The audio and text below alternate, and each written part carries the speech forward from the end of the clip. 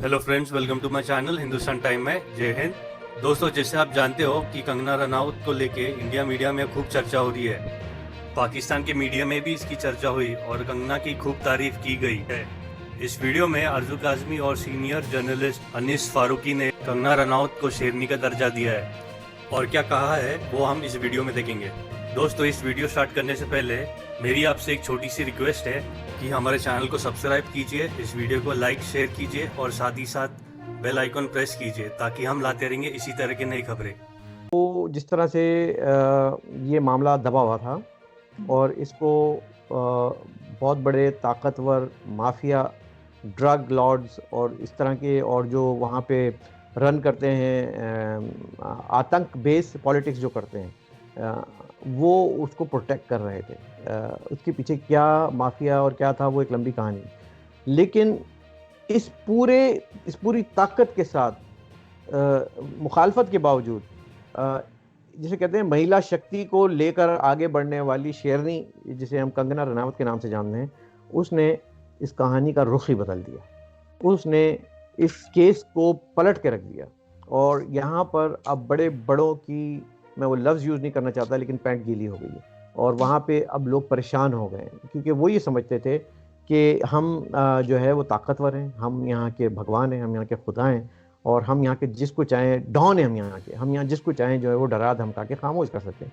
लेकिन वो शेर की बच्ची डट के खड़ी हो गई। उसने कहा कि तुम्हारी ऐसी की तैसी, मैं आ रही हूँ, मुंबई आ रही हूँ और मुंबई आके तुम्हारी आंखों में आंखें डाल के जो है ना, मैं इस सच को उगलवा के रहूँगी कि जो जिस तरह से एक मासूम शख्स, एक सादा इंसान को, मैं कहता हूँ सच एन इनोसेंट सोल, उसको आपने मंजर आम से गायब किया है, उसको आपने मर्डर सुसाइड का जो भी इन्वेस्टिगेशन जब सामने आएगी किया है। तो that is something revolutionary, first time I am seeing in the Indian politics, कि वहाँ पे भी जो हमारी तरह का जो ताकतवर एलीट क्लास माफिया होता है वो हमेशा जीत जाता है, वो अदालतों से भी जीत जाता है, वो मीडिया से भी जीत जाता है।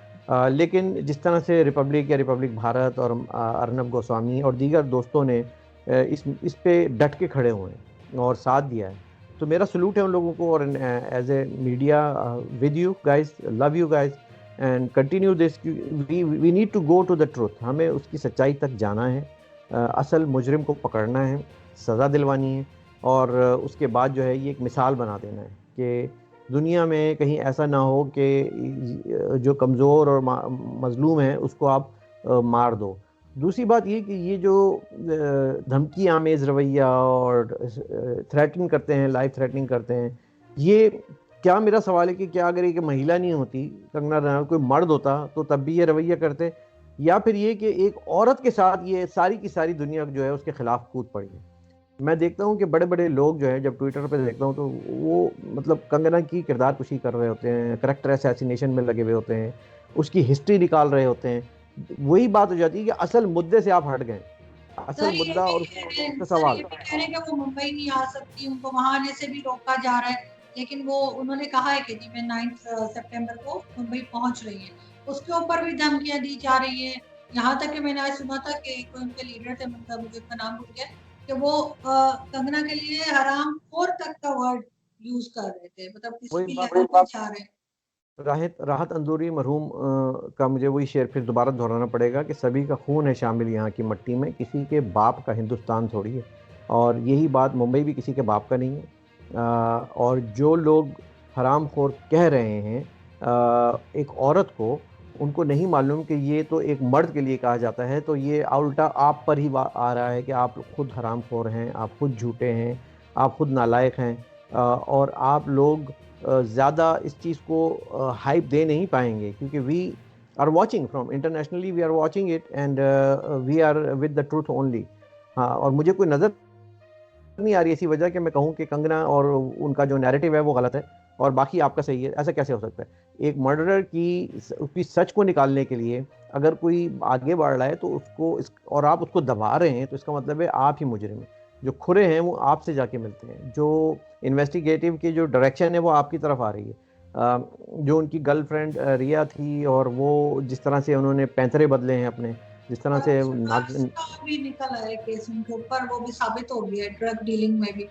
जी जी, वो जिस तरह से नागन नहीं पैंतरे बदलती है, इधर कभी इधर, इन्होंने भी जिस तरह से अपने स्टेटमेंट और अपनी कहानियाँ और अपनी सिचुएशन बदली है, वो अनडिनाइबली जो है वो उस पे हम शक कर सकते हैं अब कि भाई आप जो है वो खुद क्रेडिबल नहीं हो, आपकी तो अपनी जो है वो माजी जो है वो इतना नहीं है।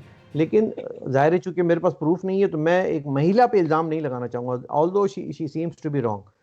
और उनको भी यही सोचना चाहिए कि उनको इससे क्या मिलेगा, उनकी फैमिली उनके मरने के बाद भी आप जो है वो इन घटिया चीज़ों से बाज नहीं आ रही हो और आप कोशिश कर रही हो कि इस केस को दबाया जाए। I don't know under what pressure she might be और whose pressure she might be, लेकिन ये सीबीआई वहाँ की जो जिस तरह से इन्वेस्टिगेशन कर रही है, जो तहकीकात हो रही है, वो सच उगलवा के ही छोड़ेगी और मुजरिम की गर्दन तक जल्दी उनके हाथ पहुंचने वाले हैं।